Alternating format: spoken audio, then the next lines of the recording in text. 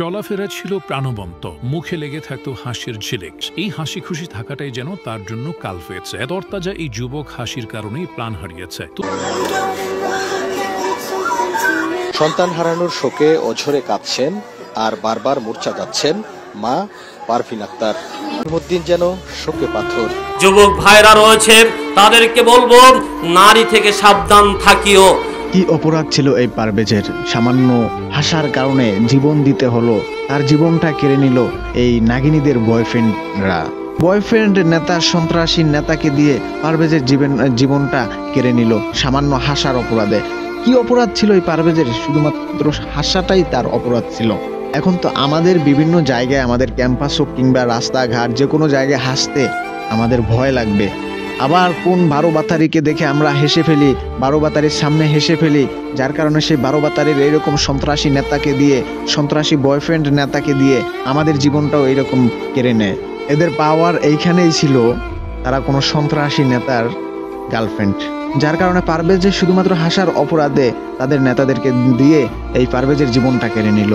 চলাফেরা ছিল প্রাণবন্ত, মুখে লেগে থাকতো হাসির ঝিলিক। প্রাইম এশিয়া বিশ্ববিদ্যালয়ের শিক্ষার্থী জাহিদুল ইসলাম পারভেজের কথা বলছে। নিয়তির কি নির্মম পরিহাস! এই হাসি খুশি থাকাটাই যেন তার জন্য কাল হয়েছে। তরতাজা এই যুবক হাসির কারণেই প্রাণ হারিয়েছে। তুচ্ছ একটা ঘটনাকে কেন্দ্র করে সবকিছুর শুরু। পারভেজ নিজেও হয়তো কল্পনা করেননি তার সাথে এত বড় অন্যায় হতে যাচ্ছে। গণমাধ্যমের সূত্র ধরে পাওয়া প্রত্যক্ষদর্শীর বর্ণনায় 2025 সালের 19 এপ্রিল বিকাল 4:30টায় বিশ্ববিদ্যালয়ের সামনে একটি ক্যান্টিনে সিঙ্গারা খাচ্ছিলেন পারভেজ। সেখানে ইউনিভার্সিটি অফ স্কলার্সের দুই নারী শিক্ষার্থীও দাঁড়িয়েছিলেন। এক পর্যায়ে ওই দুই নারী শিক্ষার্থীর মনে হয় জাহিদুল ও তার বন্ধুরা তাদের নিয়ে হাসাহাসি করছে। তারা এ বিষয়ে জানতে চাইলে জাহিদুলরা সেটা অস্বীকার করেন। পরে ওই দুই নারী শিক্ষার্থী প্রাইম এশিয়া বিশ্ববিদ্যালয়ের 3 শিক্ষার্থীকে ফোন করে ডেকে আনে। ওই 3 জন এসে জাহিদুলের কাছে হাসাহাসির কারণ জানতে চাইলে উভয় পক্ষের মধ্যে কথা কাটাকাটি হয়। এই হট্টগোল দেখে বিশ্ববিদ্যালয়ের প্রক্টোরিয়াল বোর্ডের সদস্যরা সবাইকে ক্যাম্পাসে ডেকে এনে বিষয়টি মীমাংসা করে দেন। সহপাঠীদের ভাষ্যমতে প্রক্টর অফিসে পারভেজ দাবি করেছিলেন তিনি বন্ধুদের সঙ্গে নিজেদের আলাপের বিষয় নিয়ে হাসাহাসি করছিলেন, সেখানে কাউকে উত্ত্যক্ত করেননি। এক পর্যায়ে ওই দুই ছাত্রীর কাছে ক্ষমা চাইতে বলা হলে পারভেজ ক্ষমাও চান।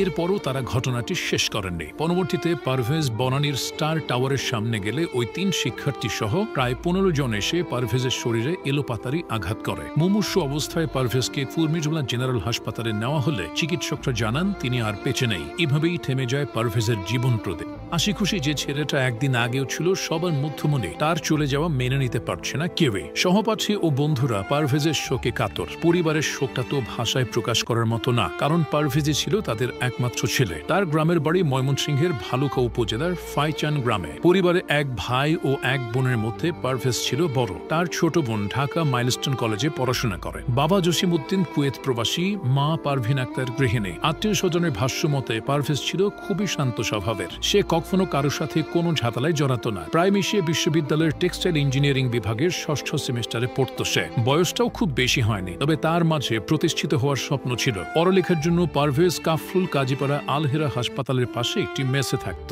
এদিকে পারভেজের এই ঘটনায় বৈষম্য বিরোধী ছাত্র আন্দোলনের 2 সদস্যকে দায়ী করেছে ছাত্রদল। ছাত্রদলের সাধারণ সম্পাদক নাসির উদ্দিন সাংবাদিকদের বলেছেন, এই ঘটনায় বিশ্ববিদ্যালয়টির শিক্ষার্থী এবং বৈষম্য বিরোধী ছাত্র আন্দোলনের বনানী শাখার সদস্যরা জড়িত। ইতোমধ্যে ছাত্রদলের ব্যানারে এই ঘটনার প্রতিবাদে মিছিল করা হয়েছে। তবে পাল্টা অভিযোগ করেছে বৈষম্য বিরোধী ছাত্র আন্দোলন। সেই সঙ্গে ছাত্রদল সাধারণ সম্পাদকের বক্তব্যের নিন্দা জানিয়েছে প্ল্যাটফর্মটি ভেরিফাইড ফেসবুক পেজে এই সংক্রান্ত একটি পোস্ট করা হয়েছে। আর পুলিশ বলছে ঘটনার সুষ্ঠু তদন্ত করে ব্যবস্থা নেওয়ার কথা। এদিকে পারভেজের মামাতো ভাই হুমায়ুন কবির বাদী হয়ে একটি প্রাণহানির মামলা দায়ের করেছেন। এজাহারভুক্ত 8 জন সহ অজ্ঞাত 30 জনের নামে এই মামলা হয়েছে। ইতিমধ্যে আসামি গ্রেফতারে কাজও শুরু করেছে পুলিশ। তবে এতেও যেন স্বস্তি পাচ্ছে না কেউ। অফলাইনের পাশাপাশি অনলাইনে পারভেজের প্রাণহানির বিচার দাবিতে সরব হয়েছে অনেকে। ছেলেদের পাশাপাশি ঘটনায় জড়িত ওই 2 মেয়েকেও আইনের আওতায় আনার দাবি জানানো হচ্ছে। যত কিছুই হয়ে যায় পারভেজ তো আর ফিরবে না। সামান্য একটা ঘটনা তার প্রাণ কেড়ে নিয়েছে। এই শোক নিয়েই তার পরিবারকে বাকিটা জীবন কাটাতে হবে।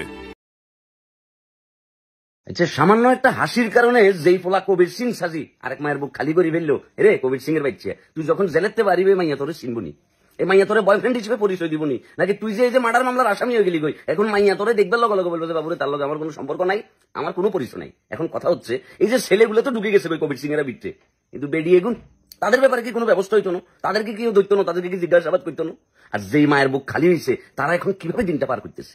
হ্যাঁ, আমাদের সমাজ ব্যবস্থা দিনকে দিন কোথায় যাইতেছে? আমাদের নীতি নৈতিকতা শিক্ষা কোথায় যাই ঠেকতেছে? প্রেম ভালোবাসা এগুলো মনে হচ্ছে এমন একটা জায়গার ভিতরে ঠেকছে এখন বাবুরে, জীবন পর্যন্ত টানি লিয়ে যেতেছে যে সামান্য একটা হাসি আপনি দিতে পারবেন না, ওখানে আপনার নিরাপত্তা ঝুঁকি আছে, আপনার জীবনের ঝুঁকি আছে, এবং সর্বশেষ আপনাকে জীবনে দিতে হয়েছে।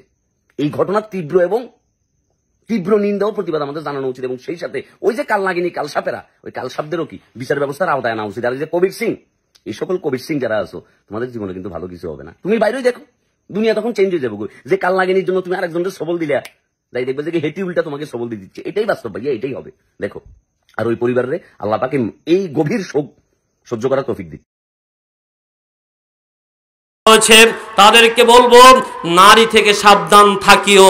নবী মুহাম্মদ সাল্লাল্লাহু আলাইহি ওয়াসাল্লাম বলেছেন, ফাত্তাকুদ দুনিয়া ওয়াত্তাকুন নিসা, তোমরা দুনিয়ার এই জৌলুস, এই ক্ষতি থেকে বাঁচো, আর নারী নামক এই ক্ষতি থেকে তোমরা বাঁচো। নারী একটা তোমাদের জন্য বিপদ। কেমন বিপদ আপনাকে একটু বলি। আল্লাহ বলছেন শয়তানের একটা কৌশল নিয়ে, সূরা নিসার ৭৬ নম্বর আয়াত। আল্লাহ বলছেন, ইন্না কায়দাশ শাইতানি কানা যায়ীফান, নিশ্চয়ই শয়তানের একটা ষড়যন্ত্র রয়েছে। শয়তানের ষড়যন্ত্রটা যায়ীফান, একেবারে দুর্বল, একেবারে দুর্বল। এ কথা আল্লাহ বলেছেন। এবার নারীদের সম্পর্কে বলছেন, ইন্না কায়দা কুন্না আজিমান, যে শোনো, একটা নারীদের একটা ষড়যন্ত্র রয়েছে। ইন্না কায়দা কুন্না আজিমুন, নারীদের একটা ষড়যন্ত্র রয়েছে। নারীদের ষড়যন্ত্র হচ্ছে আজিমুন, অনেক শক্তিশালী, অনেক শক্তিশালী।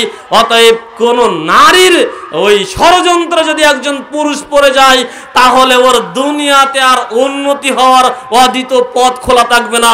ওই নারী ওকে একেবারে মাটির সাথে ডাবিয়ে দিবে।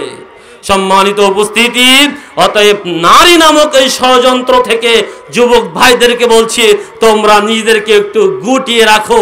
ওই মিষ্টি হাসি মিষ্টি কথাতে তুমি ভুলে যেও না তোমার জন্য জান্নাতে নারী রয়েছে। ওই নারী সম্পর্কে আল্লাহ রাসূল বলছেন, জান্নাতি নারী যদি দুনিয়ায় উকি দেয়, গোটা দুনিয়া আলোয় আলোকিত হয়ে যাবে, সুগন্ধে সুগন্ধিত হয়ে যাবে।